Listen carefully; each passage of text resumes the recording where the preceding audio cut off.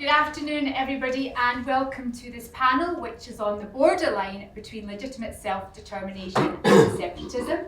My name is Tasmina Ahmed-Sheikh. I'm delighted to moderate this panel, which I did, in fact, last year. And one of the reasons for these panel discussions is to look at lawmaking in the future and what we can do to perfect our rules and regulations, and indeed what the United Nations role might have to play in self-determination and independence. I'd like to introduce my panellists, first of all, representing the Conservative Party, so Iain Duncan Smith, welcome, and Chris Law, Member of Parliament for the Scottish National Party. Relevant because the first element of the film we just saw was about the Scottish independence referendum of 2014, regarded as the gold standard in seeking independence for a nation. An agreement between the Scottish and UK governments was reached between former First Minister Alex Salmond and Prime Minister David Cameron. Before we start the discussion and questions, and then take questions from the audience, I thought it might be worthwhile, as we pay tribute, or we should pay tribute to former First Minister Alex Salmond, who sadly passed away in North Macedonia just a few short months ago, because he penned a document after the session last year about how we move forward, particularly when there are issues where nations within greater unions are seeking their independence. So the document he provided, I think, might form the base of our discussion. He wrote, "The principle of self-determination is firmly embedded in the foundation documents and policy resolutions of the United Nations. It establishes that all national groups have the right to give form and substance to their wish for self-determination, and that this process should be encouraged and fostered, not feared or suppressed. The growth from 62 to 196 member states of the United Nations indicates in and of itself that this process has been with the trend of recent history, although most of these emergent nations have been the result of the process of decolonisation and the fall of communism, as opposed to examples of regional breakaways from existing nation states. Here the results of the process are more mixed. Some states, and indeed supranational organisations such as the European Union, have seen devolution of power or subsidiarity as a way of accommodating breakaway movements.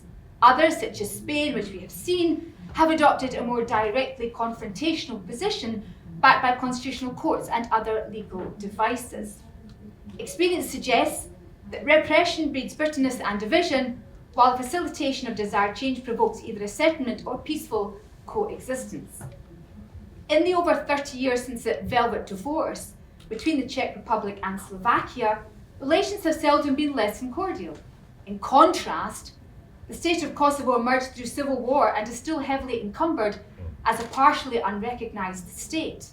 Similarly, the rulings of the constitutional courts of Spain do not take independence away from the top of Catalonian politics, while in the UK, both the Edinburgh and Belfast agreements have allowed a process by which national aspiration could be tested. So given the positive United Nations framework within the rule of international law and the emerging body of law which moves self-determination out of a colonial box and into a human right of all distinct peoples, the UN and the international community should attempt to codify the process to offer a clear route by which national aspirations should be met if they in turn fulfil criteria. Alex Salmond went on to say that premium awards in such a process should be the adoption of civic, national rather than ethnic principles, the observance of peaceful means of political activity at all times, and the rights and protections of minorities with the emerging nation state. The institutions of the United Nations should be mandated to facilitate the process, the ICJ to judge, and the Security Council to encourage acceptance of democratic tests and decisions. And on this basis, Alex Salmond wrote, the pursuit of self-determination will be encouraged by legitimate means and the instances of separatism and division discouraged. So let's start on some of those words as a means to move forward. Those are the suggestions of former First Minister Alex Salmond, who signed the Edinburgh Agreement with Prime Minister David Cameron in 2012, known as the Edinburgh Agreement. How does that, Chris Law, come to you first, set the scene for how we pave the way for a codified approach to nations seeking independence? Thank you, Tasmina. It's a good question. I think, first of all, the Edinburgh Agreement is known internationally and globally as a gold standard, and the first of its kind, which was an agreement between the United Kingdom government and the Scottish government, where the United Kingdom government would give temporarily the powers to the Scottish Parliament in order to hold a referendum. And within that, the Scottish Parliament were able to set the time and who would be franchised. An excellent agreement by anybody's measure. The one thing that might have been missing out of it was that temporary power. That power was devolved for the 2 years leading up to the referendum and then brought back to the UK Parliament, which has led to the challenges since then. Leading up to, I should just say more broadly for those who are watching, leading up to 2012, Scotland was independent for 400 years and then was 300 years under the Act of Union since 1707 as part of the UK. And the movement for independence started long before I was born, in fact probably in the early 1900s, and then the creation of my party, the SNP, in the 1930s. But it wasn't until the 1970s that really gained momentum, and it was the first referendum that we had in 1979.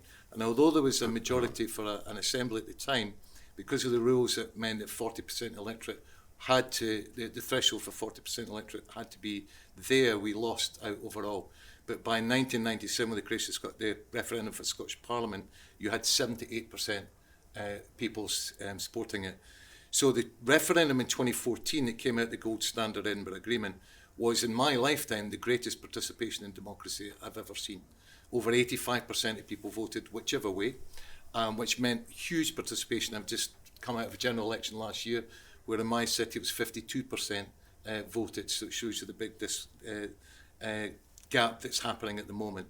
So huge participation, and the point you've made about civic nationalism is really important, because what happened in Scotland was, whichever side you were on, whichever background you came from, whatever your experience was, everyone was included.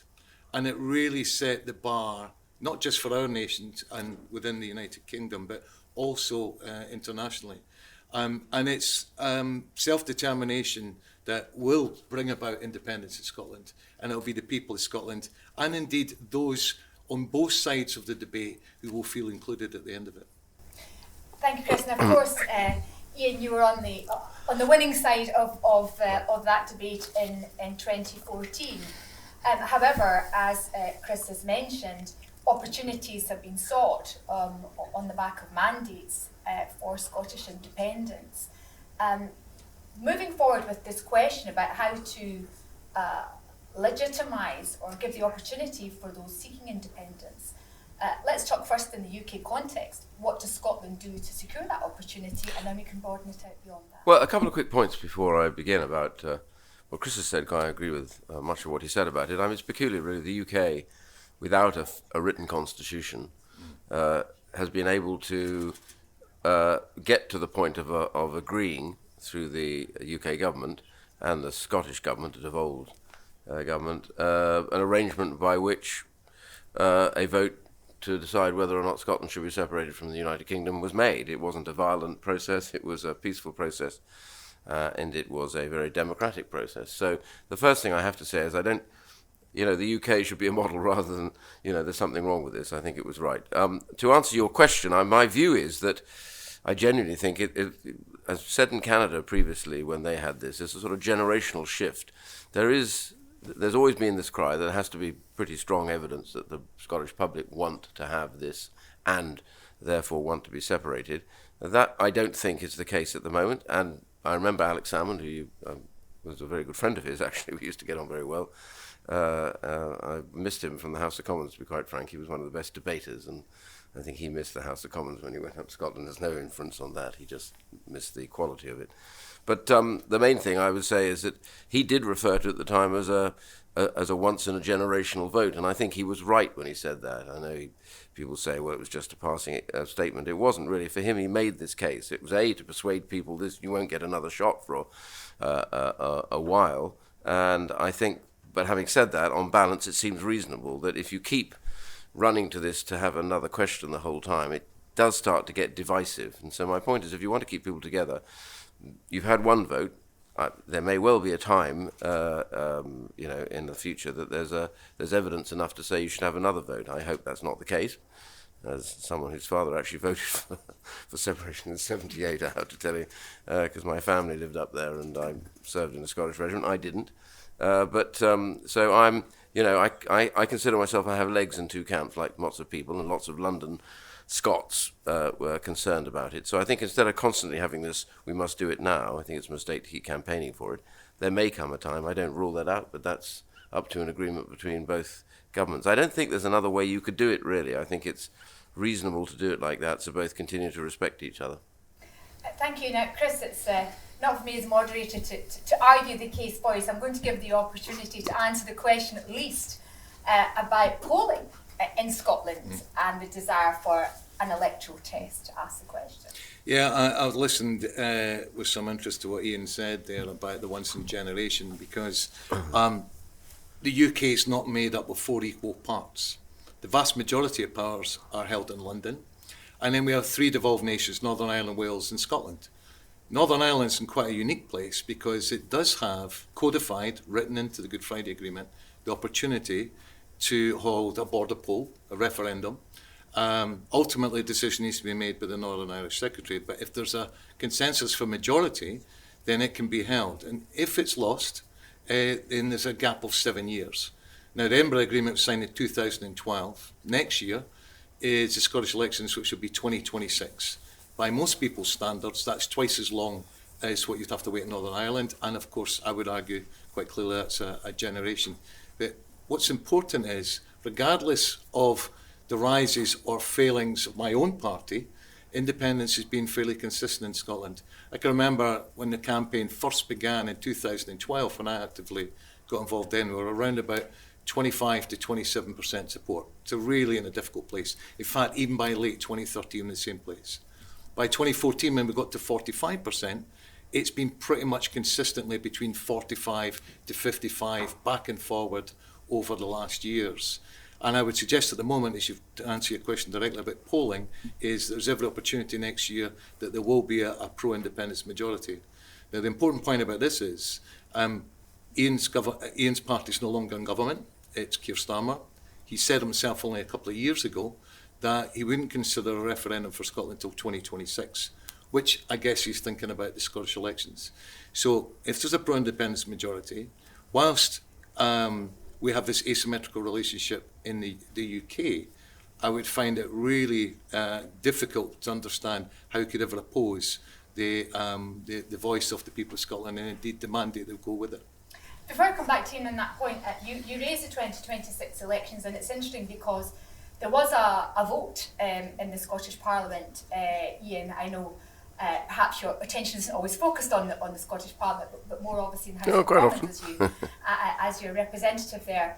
But Ash Regan of the Alba Party, Chris, had an amendment to a Scottish Government motion celebrating actually 10 years since the referendum of 2014, where she suggested in that amendment that 2026 should be treated as an electoral test, and if there's a majority for independence, that should be taken as a mandate for negotiation. Given what you've just said, why then did your party not support that amendment? Well, I'm a bit like Iain, I'm in the UK Parliament, so I wasn't there to see exactly the details of the amendment. What I would say is, though, we're going to have to see what the results are next year. I'll be biased in saying I'd like to see my own party get a clear majority. If that's not the case, we'll certainly be working with other parties to seek an overall majority, as we've done in the past, actually, when we worked with the Scottish Greens. In fact, in the last Scottish elections in 2021, when we sought further clarity, in fact, we ended up in the Supreme Court in 2022, it was both the Scottish Greens and the SNP that sought that clarity about whether or not we could have the powers in order to hold that referendum. But unfortunately, and let's move now to how does one then secure the electoral test. Let's if we take it out of the Scotland-UK context and look more internationally for the benefit of those who are here and that are watching. I mentioned what happened, obviously, with the Czech Republic, the so-called velvet divorce, because it was a smooth transition, but an ongoing exercise as far as Kosovo is concerned. What do you think, Iain, or what role, let's say, if we follow Alex Salmond's advice that the UN should codify a procedure What role do you think the United Nations can play in at least providing a pathway for countries to follow, where if it's peaceful, in particular, of major import, that the results will be respected and will be long-lasting? Well, can I just make one reference to Chris's further comment about Northern Ireland? I mean, I served over in Northern Ireland, and I'm only too conscious of the peculiar differences that lay between Scotland and Northern Ireland. The issue of getting to the point where you got a peace settlement of some description, because there had been bloody war pretty much, was to have this inclusion of a very special token towards Southern Ireland. I don't think it's the same with Scotland and the UK, and therefore I would be happy to stay with the present system that we have with regards to trying to determine whether or not there is enough substance behind the desire for independence. But moving to your question, I'm always very concerned about handing over this idea that somehow the UN is going to be able to lay down some kind of set of rules about how these should happen, because those rules will have to encompass countries that do not have the history of democracy and freedoms that the UK has, and then countries like us.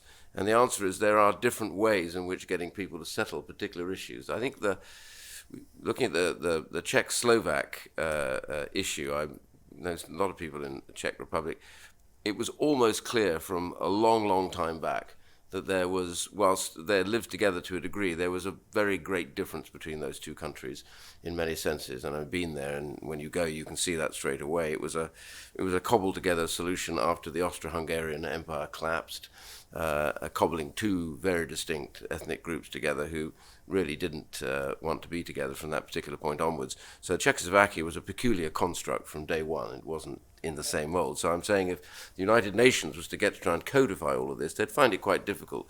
The history of the United Kingdom, where it is now and where it came from, as referenced it earlier on, has all sorts of peculiar lacunae in it. For example, that we were governed by, I think, 6 Stuart kings or queens that came from the Stuart family as part of that arrival of James I, who then went all the way up to, I think Anne was the last of the Stuarts to govern, and then we had some Germans come in. But the point is that therefore shows the peculiar nature, I think, of the relationship in the UK, which is quite different from that of the Czech Republic. So I think the UK, personally, feels its way forward without its unwritten constitution in a way that ultimately leads to some kind of settlement and a relationship which we had.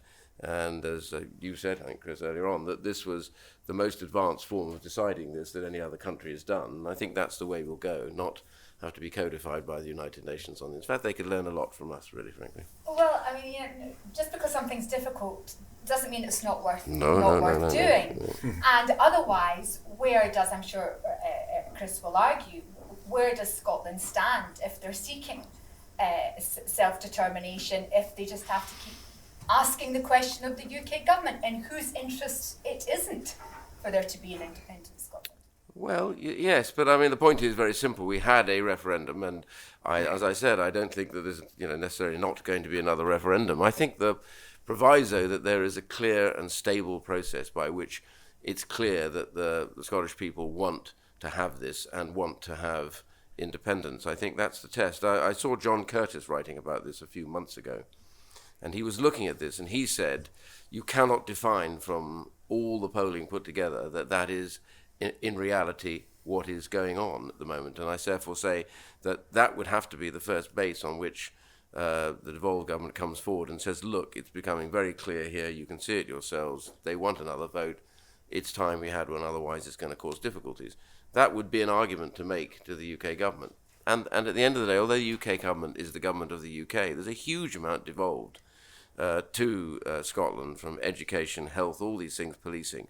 It's a very big devolution of powers. So the question really remains, does the Scottish public want to make the next step, which is to get complete independence? And I think that has to be tested. And unless it's tested and clear, I think it's fair to say you don't take that step until it's pretty clear that there is very strong evidence that is what they want. I mean, in Canada, we've seen, for example, over the period, Quebec step back away from that after a number of referendums, and then finally say there's no great push, it seems, in Canada, certainly I haven't seen it at all, for separation with Quebec. And that's an interesting comparison, very similar kind of governments. So, Chris, you've heard what Sir Iain has had to say. Interesting. You'll have had your referendum, as they say. What's the SNP's plan then to secure the opportunity for the people of Scotland to have this? Well, there's a slight internal contradiction what you're saying there, Ian. You're saying... I'm sure there is. There is, and as much as you're saying, you're quoting Professor John Curtis saying it needs to be evidence of. So there's two measures, really. There is the number of seats you win at the Scottish elections, which is next year. But if I think back to 2021, if I think back to previous elections, we consistently had a majority of pro-independence seats of political parties that support independence. So that's been there. And to go back to our earlier point, at the moment, independence is round about 50-50, more or less. It changes, but more or less, which says there's a consistent support. So I would say that next year's election would be absolutely paramount to making that decision. It's one we've used in the past. It's one that brought about, in fact, the 2012 Edinburgh Agreement. And I can't see what other ways you can do that. It has to be through a democratic procedure and through voting, whether it be the SNP, which would obviously be my preference, Scottish Greens, or the Alba Party, which are all pro-independence, or indeed, if you don't wish for independence, then there's a range of pro-union parties as well. And I think that's clear, and it's a very decisive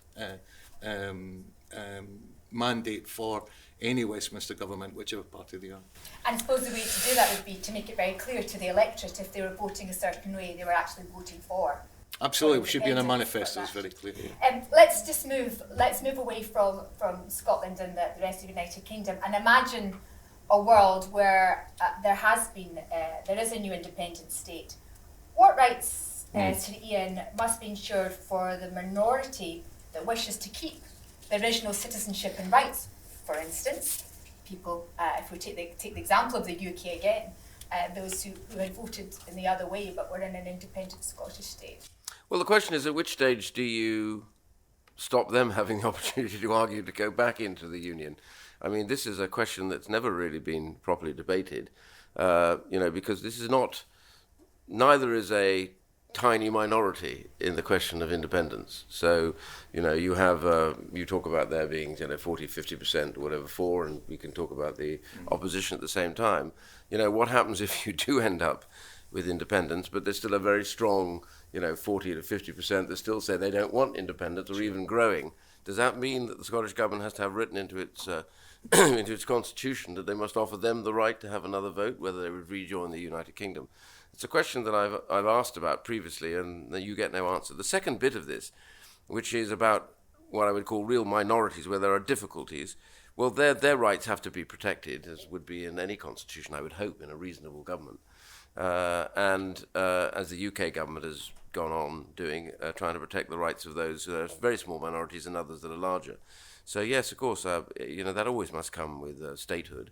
You must be prepared to protect those who otherwise would be beset by the majority who just dictate to them the whole time. So I think that would certainly be the case. But I would assume that would be the case if Scotland did get independence, because it's a very strong, reasonable case that the United Kingdom does as well. Chris?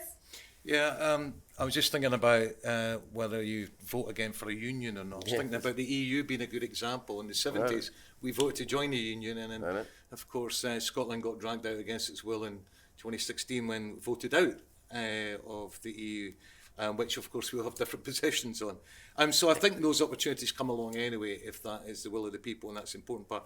To answer your question directly about minorities, if I think back to 2014, I remember I was travelling around Scotland at the time campaigning, all sort of town hall debates, and the evidence of inclusion was everywhere. So many people have made Scotland a home, first of all. Alex Salmon used to like the expression, I like it too, which is we're all Jock Tamson's bairns. In other words, it doesn't matter where you come from, what your ethnicity, race, gender, whatever it is, if you decide to live in Scotland, you're a Scot. Doesn't matter if you still if you want to be British and Scottish as well, it's just as important. So that dual identity, or maybe even more so, particularly if you become as an immigrant. So there's that as well. And there's examples in the British Isles. When Ireland became independent, it made it very clear that the UK and Ireland, it was very much equals in terms of freedom of movement, able to work in each place. And, you know, if you're born in Northern Ireland, which is part of the UK, you can any time decide to have Irish citizenship as well. So whatever you see as your, whether you're British or Scottish or Irish or Northern Irish or whatever, all of that should be accommodated. In terms of language, so particularly if it's different languages, ethnic languages, in Scotland we've got quite a number, but the sort of core Scottish ones are Scots, Gaelic, being two that I can think of, which have been eroded in the past, ironically, under unionism in the early days, have come back and thrived. And that's important as well. And again, in every opportunity, whether it be in education or health, whether it be in politics, for example, people from all backgrounds should be included.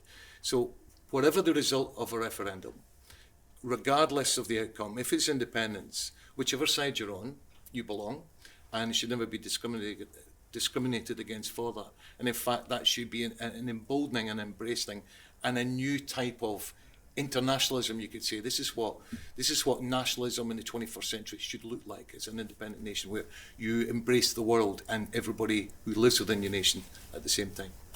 And Iain, how would you define, one of the important questions of this panel, given the title of the borderline between legitimate self-determination and separatism, the defining criteria for separatism and self-determination, in your view, what are they? Well, I think self-determination has its roots in peaceful and democratic choice. I think separatism can very easily move into violence and warfare. And we've had the both really in the United Kingdom for some time. So if you look at the experience we talked about in Scotland, where we've reached agreements, realizing that, these are important things to agree about in a reasonable democracy.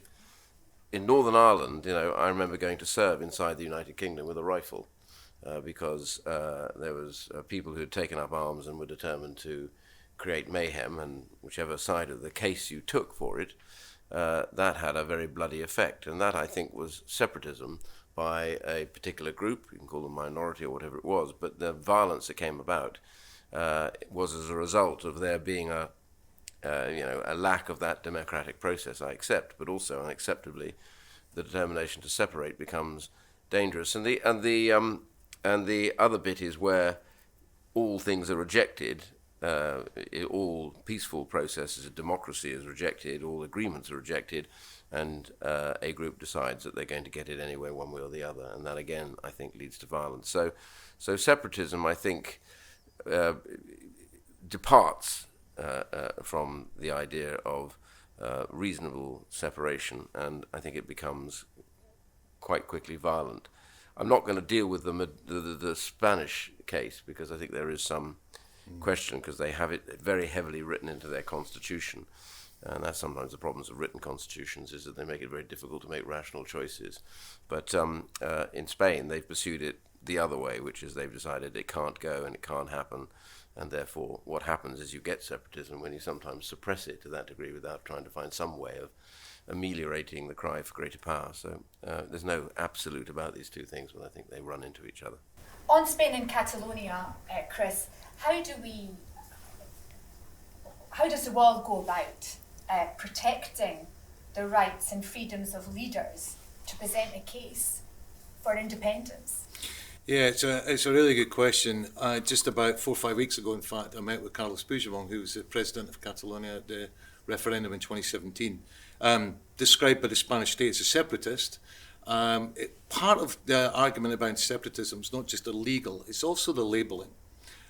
In Scotland and Tasmania, you remember this very well, we were often labelled as separatists. It was a kind of delegitimising of the process that you're going through.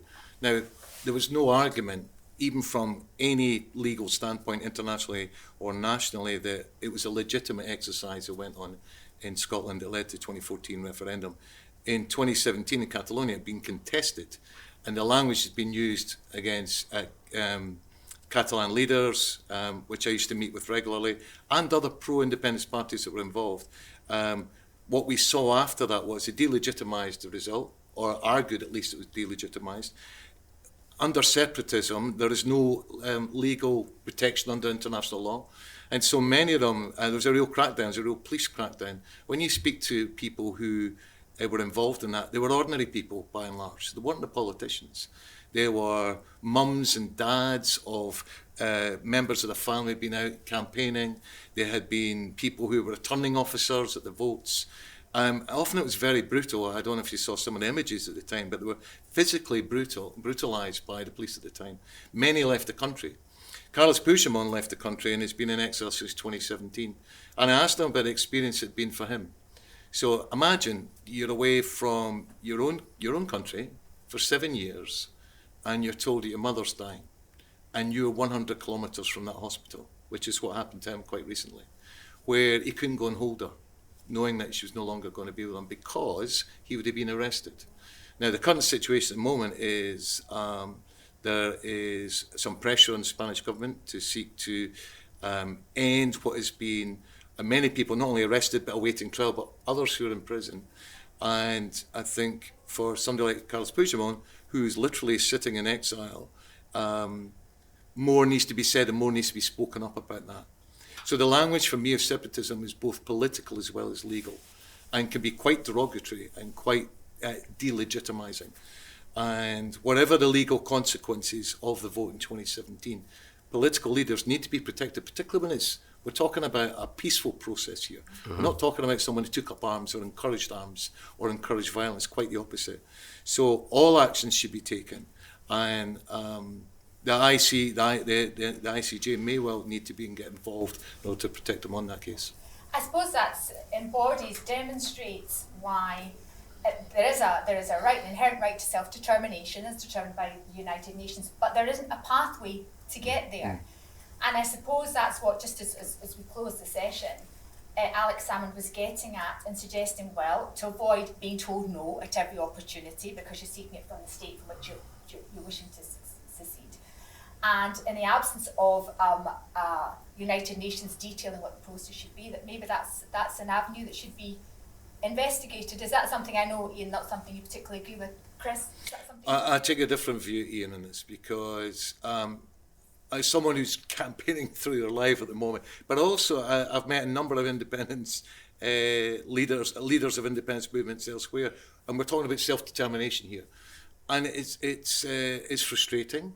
It also causes other issues. So I'm of a certain age where I fully believe in democracy, and democracy, I hope, will achieve the ends I want to see the people of Scotland at least achieve. But if I look at generation, maybe one or two generations below me, and in particular, when I had this meeting just a month ago, we were looking at statistics of young people in Europe. So from the ages of 30 to 85, let's say, most of the adult population, support for democracy is between 50 and 75%. But if you look at 18 to 30s, it is off a cliff, literally off a cliff in the last 12 months, down to about 30%. That should be a real alarm. So if people feel there is no avenues to express what they wish to see of the future, whether it be within the Union, as Iain's made the case, or within an independent state like Scotland, you will find people will go to the fringes and look elsewhere for their political expressions, which could be much more extremist and much more dislocated from what we all want to achieve, which is a peaceful future for all our peoples. Iain, I'm sure you'll agree with that in your closing remarks. That I suppose Chris may be inferring about the rise of other parties who are challenges to the Conservative reform in particular. And there must be concern in terms of voter turnout for all political parties, that people are feeling disenfranchised or there's nothing to come out worth voting for. I think that's the case for pretty much all established democracies at the moment. If you look across Europe, you're seeing a swing to parties that give you instantaneous solutions to things. I'm not saying that there aren't instantaneous solutions to things, but that's where it is. And the point about the young people is quite correct. They feel disillusioned.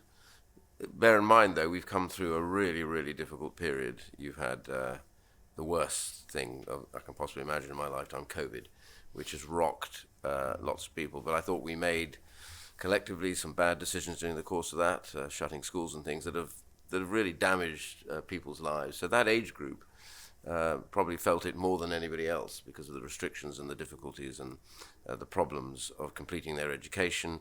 All of that has made them disillusioned. And then you've got the energy crisis coming as a result of that, the invasion of Ukraine, you know, the sort of nature of all of that. I think that's impacted on younger people quite a lot. I think they've become disillusioned with the idea of politicians saying one thing and not always being able to deliver it, and then probably never owning up to it sometimes as well.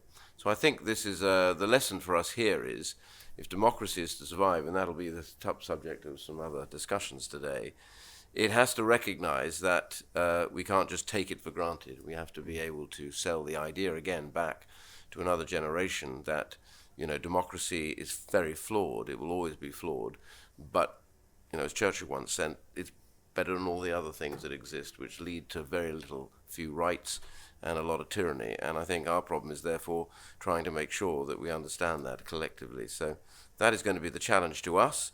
It's the challenge to us in the UK because it's happening here, but it's the challenge I see in America and certainly across Europe at the moment. So we all have different forms of democracy. No one is perfect in this. But I do think in the UK, we are more open to have this debate now than any other because our constitution is not written, and therefore where we need to make change, we can make change without creating a massive row and failure inside the community. So I hope that we'll be able to settle this and get younger people back on side with the idea that democracy is vital if we want to protect our freedoms.